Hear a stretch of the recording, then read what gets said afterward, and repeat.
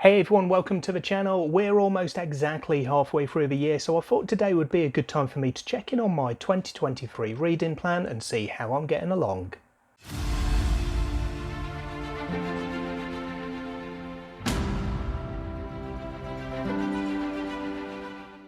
Last year was the first year that I set myself an actual reading plan rather than just picking up books or just setting myself a reading plan for each month as they came along. For 2023 I did the same again, and I followed a similar pattern with 4 key categories and a list of books in each of them that I wanted to read. So because we're coming to the end of June, 6 months down, 6 months to go, I thought today would be a good opportunity for me to take a look at my reading plan, see how I'm getting on and what I still need to get to.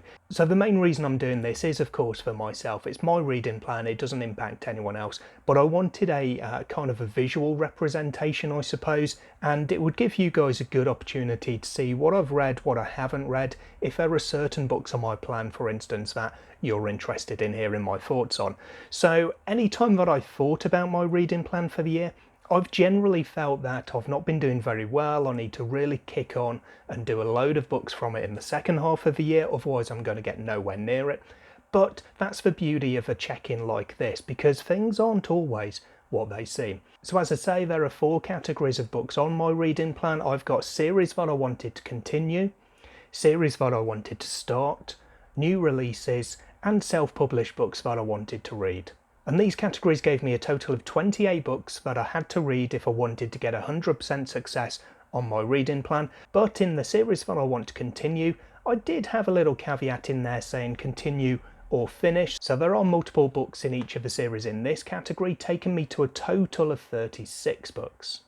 So what I'm going to do today is very simply go through all of the books that are in the 4 categories, mark them off as to whether I've read them or not so far, and give additional comments as and where applicable. I'm not going to get any books off the shelves because I'm going to use the space here to visualize it instead.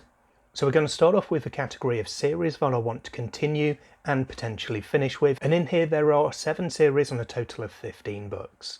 So first of all, we've got The Reborn Empire by Devin Madsen. I'm 2 books in, 2 books to go on this one. So I've got We Cry for Blood and We Dream of Gods left in this series. The Last War by Mike Shackle. With this one I'd read 1 book, so I had book 2, A Fool's Hope, and book 3, Until the Last, left to go in this one. The Pillars of Peace is next by Tom Dumbrell, and again I was 1 book down, 2 to go in this one, so I've got No Place for Peace and Where Heroes Were Born left. It's the same story with The God King Chronicles by Mike Brooks, where I've read The Black Coast and I've got The Splinter King and The Godbreaker left. The War Eternal by Rob J. Hayes is a 5-book series. I'd read 3 by the time I put this plan together, so I've got book 4 left, Sins of the Mother, and book 5, Death's Beating Heart. Then Emaneska by Ben Galley is a 4-book series. I was 1 book down, so I had Pale Kings and Dead Stars Part 1 and Part 2 to read in this series. And then the last series, there are 4 books currently available, and that's the Stormlight Archive by Brandon Sanderson. I was 2 down, 2 to go, so I've still got Oathbringer and Rhythm of War left in this one. So this is one of the categories where, from a quick glance or just thinking about it in my head, it really doesn't seem like I've made too much progress on. And there are 2 ways of looking at this: total books that I've got to read to complete everything in this category, or because it is series to continue, just reading 1 book from each of these would technically get me 100%, because it's not necessarily to complete the series, so it is possible to move along quite nicely on this one, and it can be a little bit deceiving as well. In terms of the total number of books, so as I said, there were 15 in here, and I've read 40% of them, which is 6 books. But as far as the series goes, 7 series, I've actually continued with 4 of them, which gives me a completion rate for the category overall of 57%.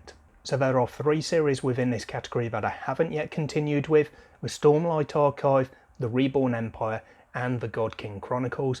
But for those other 4 series, I have read a total of 7 books. So starting off with The Last War, I have now read book 2, A Fool's Hope. I haven't got to Until the Last yet. For Pillars of Peace, the same story. I'm currently in the middle of reading book 2, No Place for Peace, so there's a tick in the box for this series being continued. The War Eternal, I've read 2 books, so I have actually completed that one, reading both Sins of the Mother and Death's Beating Heart this year. And I'm 2 books down in Emaneska for the year as well, because I've read Pale Kings and I've read Dead Stars Book 1. And the plan is to continue and complete this series by reading Dead Stars Book 2 in July. So as I say, this one's a little bit kind of deceiving. It doesn't look from a glance on my spreadsheet that I've done too much with this one, just because I think of the way it's set out. But 57% completion technically by the midpoint in the year, I think is pretty good going. So then moving on to the series I want to start, and this one's a lot more simple because it is literally starting a series, so there's only one book for each of these. There's no additional books to complete the series. That's not part of the actual plan, whether I actually do go on and read more of the books this year or not. So there are 6 books or 6 series in this particular category, the first of which is Articles of Faith by David Ragg. So to tick this one off, I'll need to read The Black Hawks.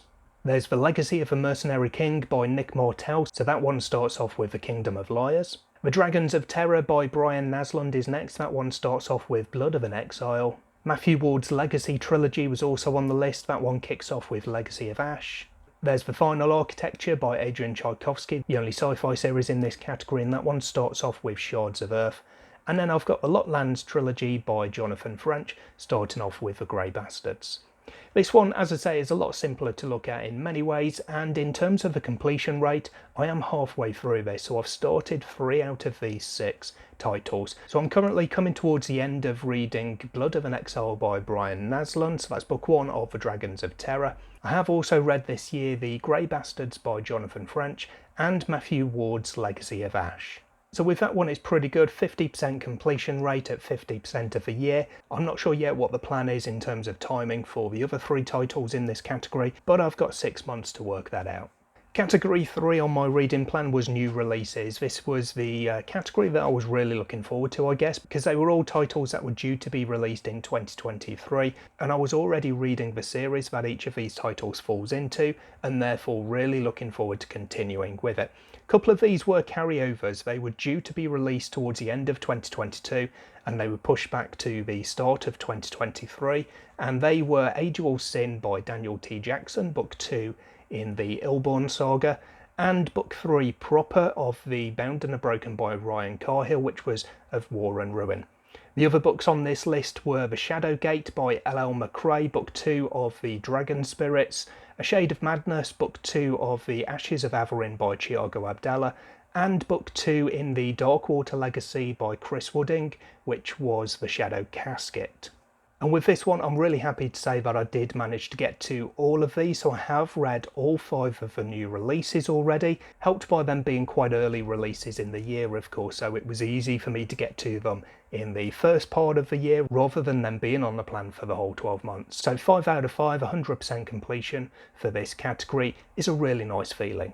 And then I've got my self-pub category, so we all know that I love to read self-pub, and I set myself 10 self-published titles to read. They may be book 1 in a series, but I'm not looking at the series, I'm just looking at individual titles.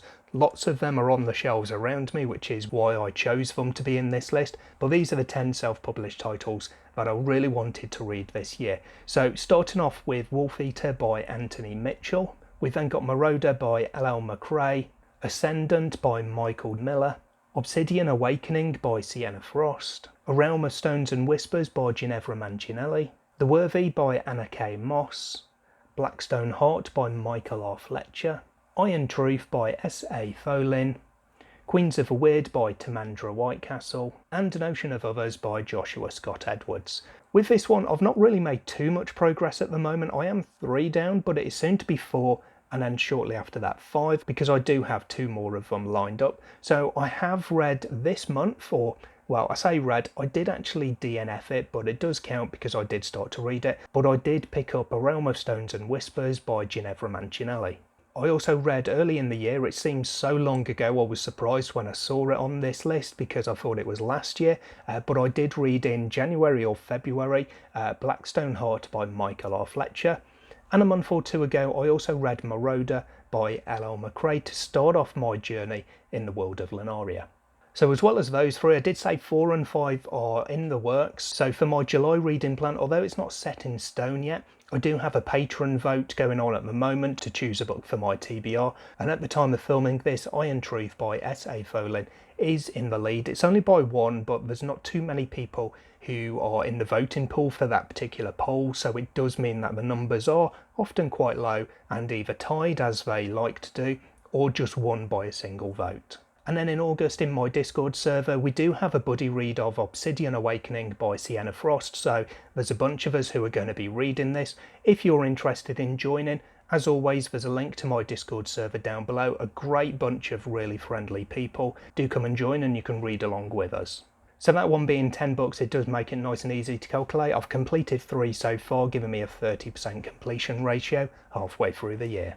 So in total, depending on how you look at it, I either had 28 or 36 books, and I've read 17 in total. But if you look at just the books that would give me the tick for the relevant category, i.e. the series to continue, then it comes out as 15 because I've read 2 additional books within those series in that category. So 15 out of 28 gives me 54%. So just about halfway through the year, and I'm just over halfway through essentially my reading plan.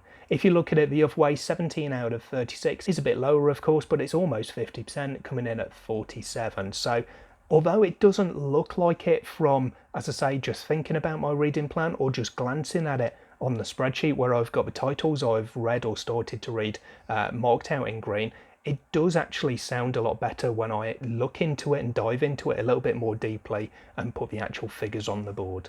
So overall, I am quite happy with how my reading plan is going, but the one really important piece of it, the one really important thing to keep in mind here, both for me and if you've got a reading plan of your own, is it doesn't actually matter. It doesn't mean anything. It's not something that holds great importance. It's just a personal thing. So if I don't complete this plan, or if I don't read a single additional book from this plan in the next 6 months to the end of the year, it doesn't mean anything. It doesn't let anybody down or anything along those lines. It's just a nice way of planning ahead. I put books on there that I want to be reading, so of course I want to be getting to them. But if I don't, it's really no big deal. It's always nice though, of course, to see these titles being picked up off the shelf and ticked off the physical list, if you like, of the reading plan. So we're doing well so far, and I've got 6 more months to see how many more I can get to. Do you have a reading plan as well? Let me know in the comments down below how you're getting on. What are your plans for the rest of the year to continue what is hopefully